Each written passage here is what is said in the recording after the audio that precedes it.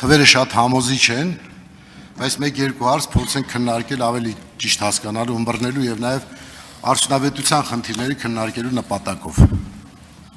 Մասնավորապես դուք նշեցիք զեկույցում, որ 100 միլիարդ դրամի գյուղատնտեսական ծրագրերի ֆինանսավորում ենք ունեցել, շատ կարևոր է հասկանալ դրա արդյունավետությունը, որովհետեւ մենք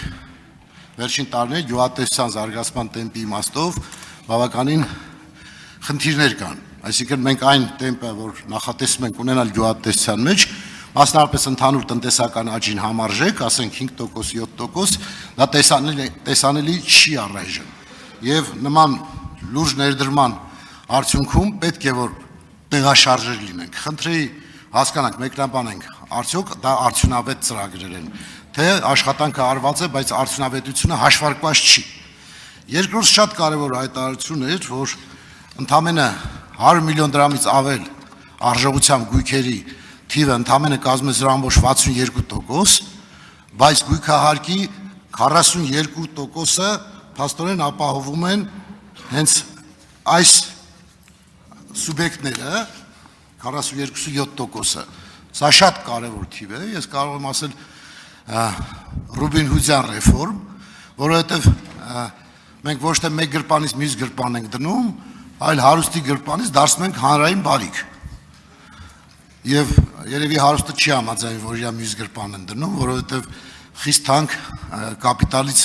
կորուստներ է ունենում։ Այս իմաստով ձևակերպումը միգուցե շատերին ընդունելի չի, բայց սա հետ կապված կուզենայի ունենանք կոնկրետ թվային արտահայտություն, ավելի համոզիչ հանրության ներկայացնելու համար։ Այսինքն ունենք այսքան գույք այս արժողությամբ եւ գույքարկը կազմում է տեսեք, որ 0.42%։ 42.7%։ Սա շատ կարևոր մեսիջ կլինի հանրությանը եւ այս ռեֆորմը իսկապես արտարացված կլինի։ Շնորհակալ եմ։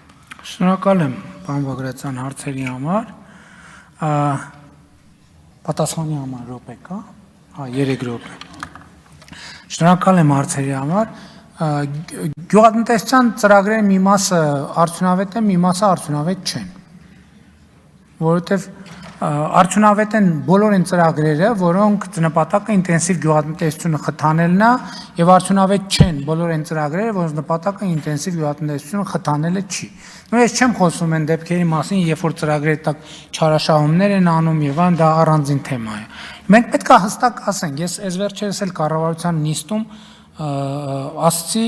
երբ որ կարծեմ Արմավիրի մարզի 18 գյուղում ուղղակի կանգնեցի, մի երկու բակ մտա։ Գիտեք, տեղում որ տեսնում եք, մարդկանց հետ խոսում եք, հասկանում եք, որ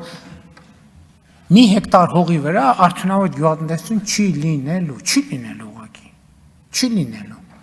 Եկեք էլի գնանք փողը տանք, քսերը տանք, հացը տանք, ջուրը տանք։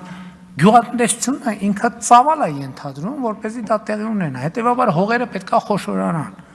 Բայց մի հեկտարի վրա աշխատող գյուղացին ինչ անի։ Մի հեկտարի վրա աշխատող գյուղացին էլ պետքա մենք իրան պատրաստենք շուկա լինի, աշխատանքը լինի, ուրիշ գործով զբաղվի։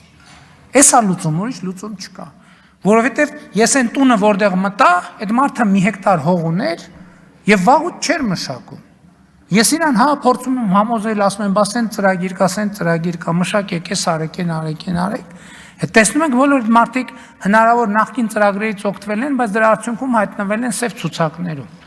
Չկա տենց բանաձև, որ իրանց պետք է այդ բանը տա։ Հաջորդը անշարժ գույքի հարկի հետ կապված այդ թվերը ես կադաստրի կոմիտեին գրեցի, որ դա սենսացիոն թվեր են իրականում եւ ճիշտն ասած եւ ինքը ես նոր տեսա բացվածքա ուղարկել, ես դեռ չեմ հասցրել բացվածքը ուսումնասիրել, բայց էտա ես նաեւ հասկանում եմ հիմա եթե այս թվերը հաստատենք եւ վերահաստատենք, այդտեղից նաեւ պարզադառնում թե որտե՞ղ է ծաղմուկը։ Որտեւ այդ 0.62%-ը նաեւ երկրի փողի երևի մի, չգիտեմ, 50%-ին է տիրապետում։ Բայց ես համաձայն չեմ, որ հարուստը չի համաձայնվի, որ իր աջ գրպանից ձախ գրպանն է դնում։ Որովհետև այդ հարուստի ճոխ մեքենայի համարել ենք, չէ՞, ճանապարհ սարքում, ի վերջո։ Այդ հարուստի տան ճանապարհն էլ ենք, չէ՞, լուսավորում։ Հա, շատ լավ, ինքը 500 մետր ինքը անում է, լավ 1 կիլոմետր է ինքը անում, բա մնացած 30-40 կիլոմետրով է անում։